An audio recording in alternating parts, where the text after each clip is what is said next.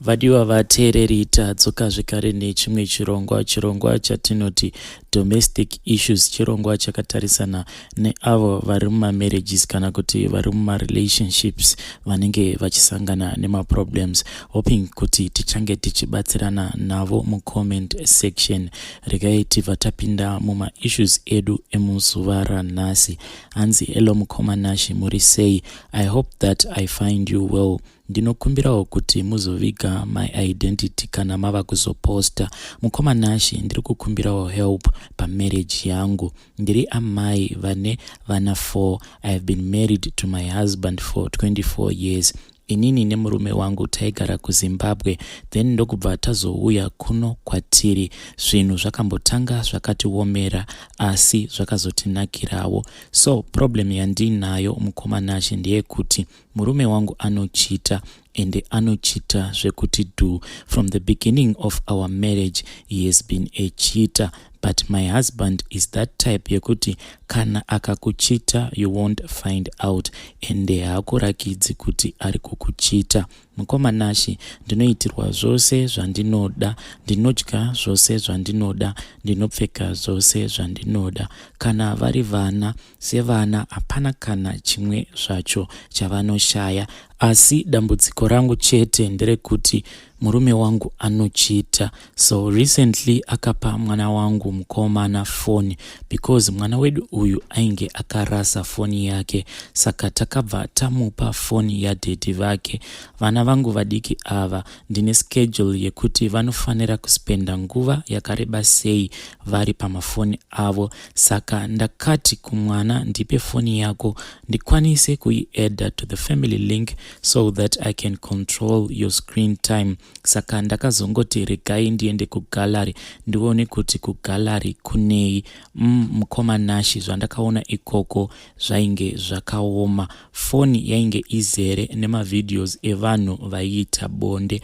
Mavideo awa ainge akawandisa zvisingaiti. Maiva nevanhu vainge vasina kupfeka, vanhu vakaita sei. But murume wangu munhu wekuti zvinhu zvake anozviita muchinyararire, haafe akakurakidza kuti ndizvo zvaari kuita. Saka ndakabva ndamubvunza kuti what is this, wakapirei mwana phone ine zvinhu zvakadai?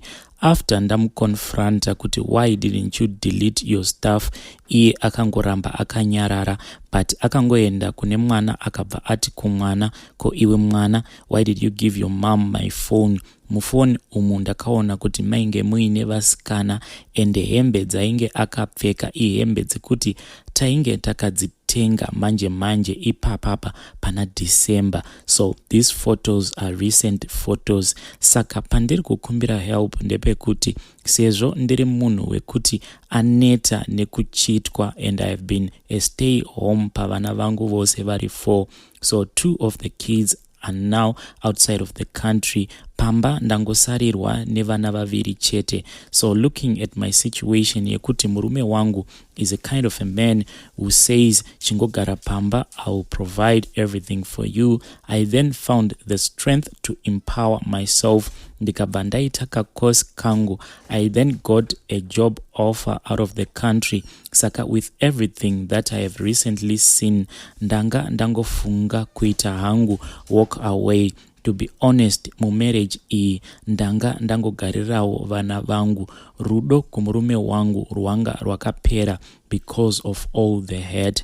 Saka what's more hurting is that my husband munhu wekuti anoshandisa mari to avoid having any discussions, kunyanya nyaya iyi yemapictures. Haadi kana kuzvinzwa zvichitaurwa nezvazvo. So ndakazozama kumuudza kuti inini ndaneta with all of your cheating. Saka ndafunga hangu kuti ndingoita move out, inini nevana tobva tadzokera kuZimbabwe, and you just provide for your kids ndiri kuZimbabwe ikoko. But also the job offer that I got it out of the country, ndakanzi I cannot bring my children, but I can only bring them later on. Saka wekuzosiya nevana anditorina pari zvino. So my question is, ndosimuka here ndoenda hangu ndosiya musha kana kuti ndogarira vana vangu? Because marriage yacho it's sorry after anongota sorry, kana ndikazvibata anongoti sorry, kana ndikasazvibata zvinongoperawo just like that. When I look at my life, I can feel kuti I have reached my breaking point. Iye murume ari kunditi kana ukaramwa marriage ndiwe wega unenge wandiramba, inini ndinenge ndisina kukuramba. Apa tine muchato. We also have a 50-50 business that we started together, but I am at a stage yekuti I am prepared to walk away. Iyi ndiyo ishu yatakatumirwa navanzvadzi vedu. Kana kuine vanokwanisa kubatsira vanzvadzi vedu ava, please feel free to do so mucomment section. Regai tibva taenda panyedu inotevera. Anzi Elonashi, please post for me my issue on domestic issues. Mukoma ndiri mukadzi ane makore 26 ekuberekwa. Ndakapinda mu first marriage ndikabva ndapesana nemurume wangu. From there on ndakabva ndazvipa chitsidzo chekuti handichadi zvekupinda mu marriage again. Ndakazouyawo mujoni muno kuma 2020 ndikabva ndatanga kushanda basa rangu rehostay in. Zvese zvainge zvakanaka, pasina kana problem. Ndaiwana 3,800 rands pamwedzi, asi mari iyoyo yaitokwanisa kutochengeta mubereki wangu zvose nevana vangu kumusha. Semunhuwo wenyama ndakabva ndasangana nevamwe baba vaiitawo zvechiprofita.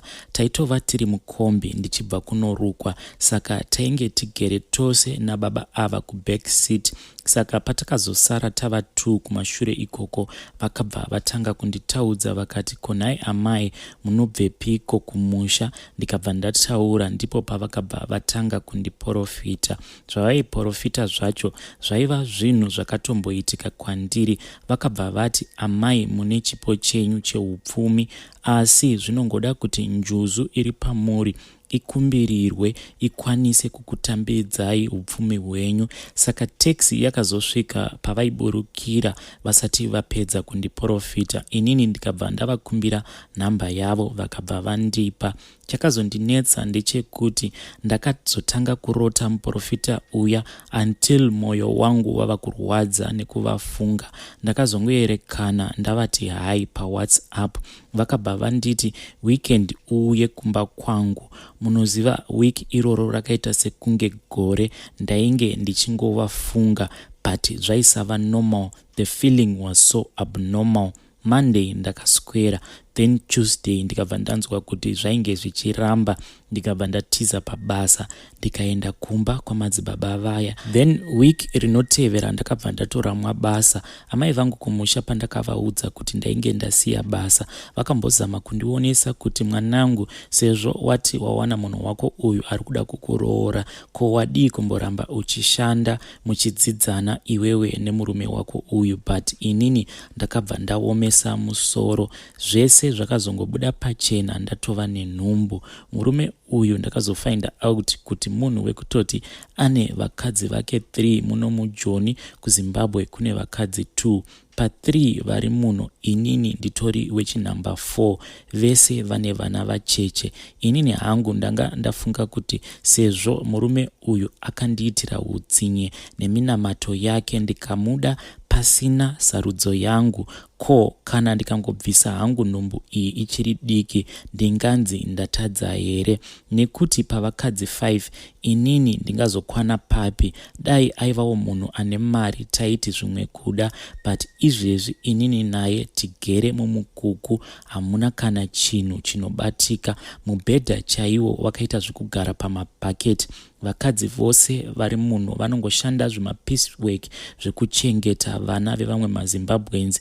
Paya pavanenge vaenda kumabasa vanobva vasiyirwa zvivana zviya vachiita sekunge vane crash. Please, I really need help, mimba yangu isati yakura.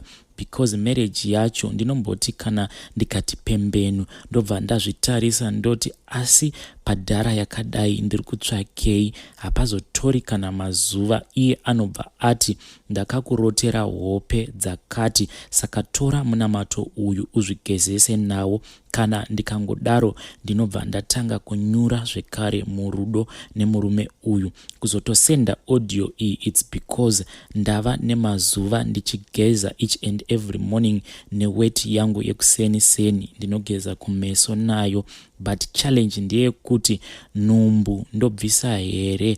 Ndatenda kune vose vachakwanisa kundibatsira. Ndiyo issue iri kusanganikwa nemwanasikana uyu. Kana kuine vanokwanisa kumupa ma-ideas, please feel free to do so. Regai tibva taenda panyaya yedu inotevera. Anzi, hello mukomanashi, please post for me. Inini ndauyawo ne-domestic issue. Nyaya yangu yakamira so, ndiri mudzimai wechidiki ane 29 years. Tine vana vedu 2 with my husband.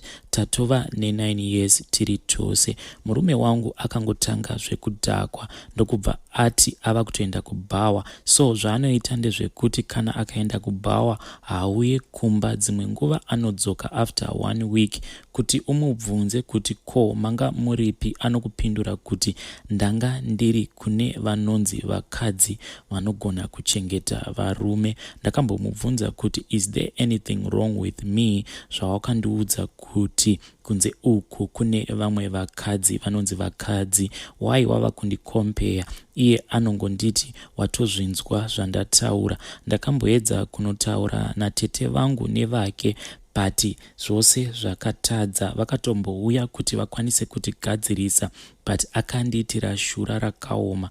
Tete vake chaivo akavatuka akavaudza chihure ndokubva atovarova mbama. Tete vangu vakaudzwa uroyi, vakatukwa zvekuti ndakasvoda kushaya kana pekupinda.